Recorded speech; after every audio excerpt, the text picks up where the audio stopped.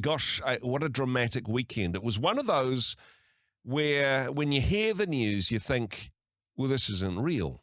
This can't be real. This sounds more like a movie plot than reality. But it turns out this is another situation of the truth being stranger than fiction, with the assassination attempt on presidential candidate Donald Trump over the weekend. And if the shot had been a millimetre to one side, this would be a very different story that we're telling. But what does this say about the society in which we live? It's easy to go, oh, well, that's just the Americans. But what is true of the Americans is also true of us here as a society.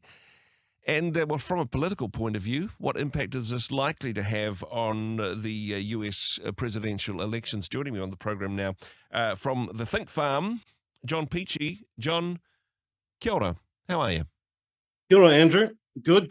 I'm purposely wearing neutral colours today, not red or blue, for this conversation, because it's dangerous times. Really divisive, it's funny because conversation that I'm having, very dramatic conversations, that if the former president had been assassinated, this could have led to civil war. Yeah, I mean, I think this is really serious stuff, and I have some very blunt, might not surprise you, some very blunt views about this. Is that democracy that we love is what I call a representative ideology. Is that people represent us.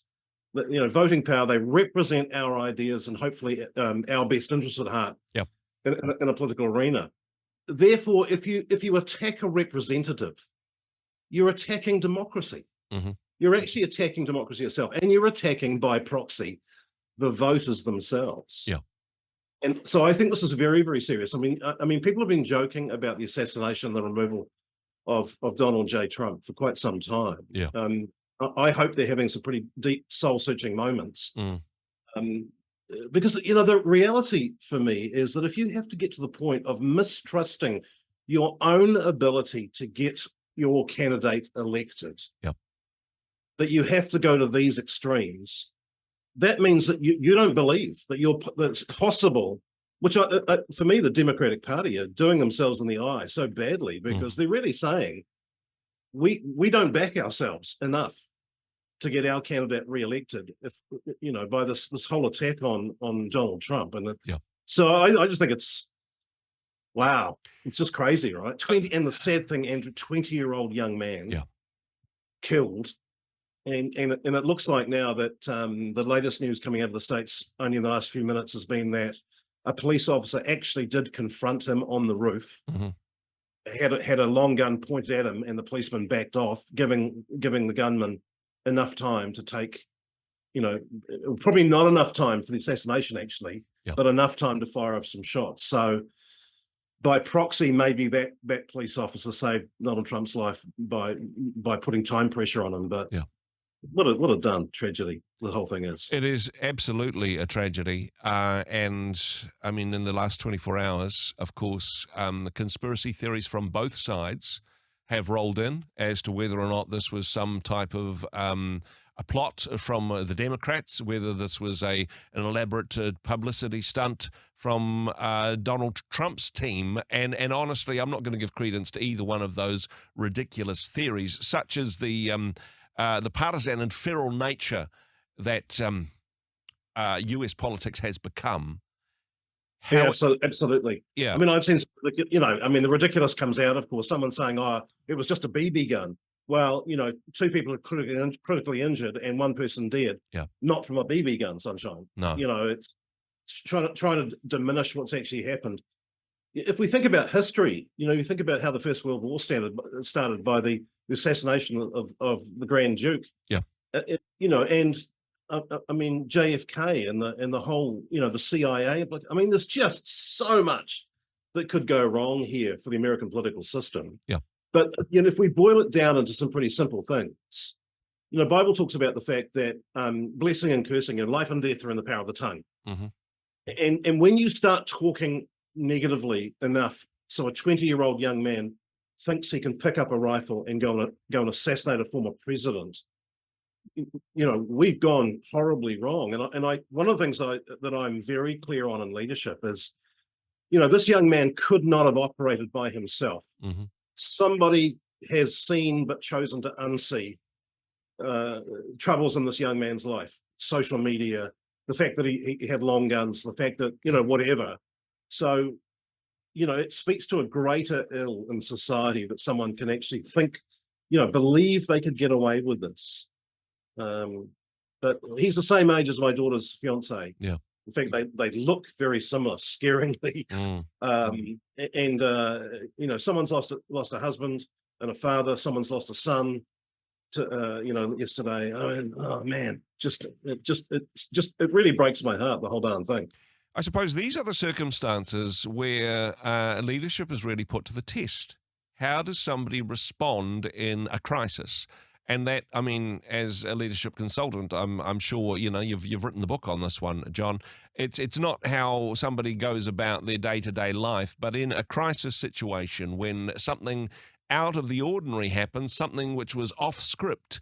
How do they respond? And certainly the way in which Trump responds, the way in which Biden responds, this will probably determine the outcome of the election more than any policy statement or even partisan movements for one or the other.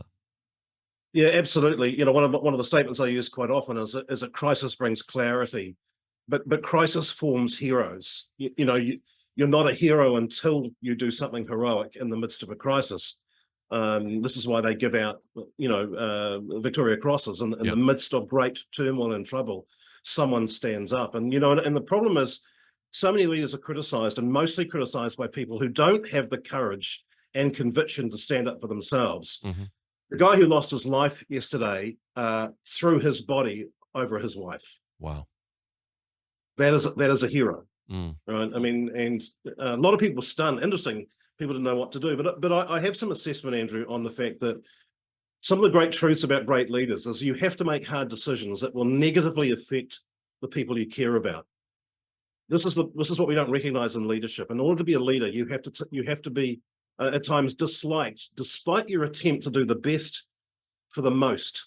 Is that you're going to be disliked. You're going to be misunderstood, and you won't always have, as a leader, the opportunity to defend yourself and explain. And I've often said, kind of comically, that if 50% of people agree with 50% of your decisions, that puts you in the ranking of Father, Son, Holy Spirit, and you, because people just don't, people don't go with your leadership, agreement. But of course, a leader. One of the roles of a leader is to assess, to research, to gather information and make a decision out of what you've seen, what you've gathered. Does that mean your decision always be right? No. But again, leadership is characterized by someone saying, "This is the way that I'm going. Come with me." Without that, you don't have leadership, right? And I think, my view. I think our country and the world is suffering from the lack of great leadership, because we've got a rise of war.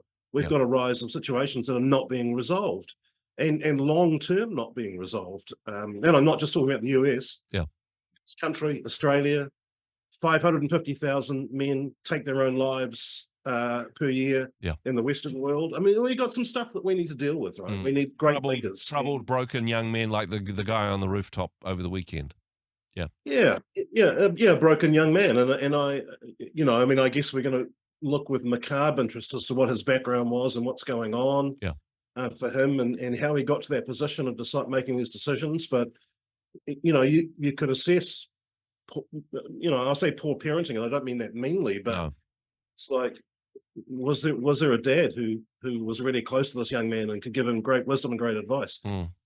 I mean, certainly taking nothing away from his evil intent. Not wanting to make him the victim in any way here, because I mean, as you say, we've got people who are dead and people who are injured. That this was a heinous act. I'm just saying that there's likely to be something psychologically broken in this. But wanting to refocus on the leadership question here, because weirdly, this time last week, we were having a different question about leadership in terms of the US presidential race, whether or not Joe Biden had a succession plan, whether or not there was anybody that could be the Democratic nominee who could string a sentence together without changing subjects partway through and not noticing. I mean, this was the huge question. Honestly, 1 week on, that's a little bit of a moot point. Is there anybody that they could swap out for Joe Biden who could stand against Donald Trump, who honestly, with blood on his face and his fist raised and the American flag in the background, is looking pretty presidential? He's looking like a leader to a lot of people and not just those who were blindly following him previously. Yeah, I mean, it was a Cecil B. DeMille moment. It really was, and you could almost say, I'm not a gambling man, but you could almost say that that moment in time has re-elected former President Donald Trump, because it was a presidential act. It was a defiance. He's raising his fist, saying, "Fight for democracy." I guess is what he was saying. Yeah. But when you consider the size of the job, and this is what frightens me, and I think I said last week, Nigel Farage came out in the UK saying, this is the lowest level of competency in a Labour government ever appointed, or in a government ever appointed. Yeah. The lowest level of competency. That should be concerning to every voter. And, it happened under Jacinda Ardern's government, very, very low level of experience, doubly problematic when you inherit a crisis like the COVID crisis. Yeah. And some people will love her, some people will hate her for the decisions that she made during that process. But in the US, the size of the job, Andrew, scares me in terms of the response, the candidate's response, the age of the candidates, the ability to think, the foreign policy, the fact that we've got, major conflicts going on in the world, that the President of the United States has to have their finger on the pulse of that. And so I think it's actually really frightening. And the bigger frightening issue is, for me, is that all behavior is condoned. Whether it's good or bad, it's all condoned and supported by somebody. And even though the cognitive ability of Biden is looking challenged, shall we say, and I think that's being generous, is that someone is holding him in place. Yeah. And that's even more frightening, that I won't say he's a puppet, but certainly someone is holding his strings to keep him in place, given the fact that people can see clearly that this man is not capable of doing the job long term. So it is really concerning about competency and capacity of the people who are standing for the biggest jobs in the world. I think that is certainly the case, and something which was perhaps cemented over the weekend is in this one of the most important jobs in the world, let's say. With what happened over the weekend, it might come down to a sympathy vote. Is it a sympathy vote for a confused old man, or is it a sympathy vote for somebody who got shot at over the weekend? Either way, that's not a great basis for democracy for the most powerful country in the world. No, and I think it's a good point you make. It actually could swing in the other direction. The sympathy vote is not out of the question. I mean, the reason he was not prosecuted for having his private files in his private residence, files which were secret, confidential files, is that they determined he was a kindly old man with some memory issues. Yeah. I mean, that's, to think about that statement alone as the person who has the codes to the nuclear arsenal, is a pretty darn concerning thing. But I mean, his rhetoric regarding the hate of Donald Trump has been as bad as everybody else. I mean, he's saying he's the largest existential threat to democracy. And they're saying, basically, if the Republicans get voted in, kiss goodbye to democracy. These are very concerning comments for someone who's supposed to be, even temperamented, given, again, the turmoil in the world. One consolation I take from this, John, is that neither you or I get to have to make the decision of the rock and the hard place that is US democracy at the moment. Although, to be fair, we've got enough to be worried about in our particular corner of the South Pacific. Appreciate what you do in the space of leadership training. Of course, people can find out more about that at thethinkfarm.org. JP, thanks for joining me. Thanks for your comments today. Nice to chat with you, man. Hey, thanks very much for joining us in the Rhema studio. Thanks very much for watching the interview. It's kind of nice to have an audience, actually. And if you did like what you watched, then do give us a like, do give us the thumbs up. And if you'd like to see more interviews like that one, or perhaps even better, subscribe and those interviews will come straight to you. Don't forget to turn on your notifications, and we'll see you in the next one. Cheers.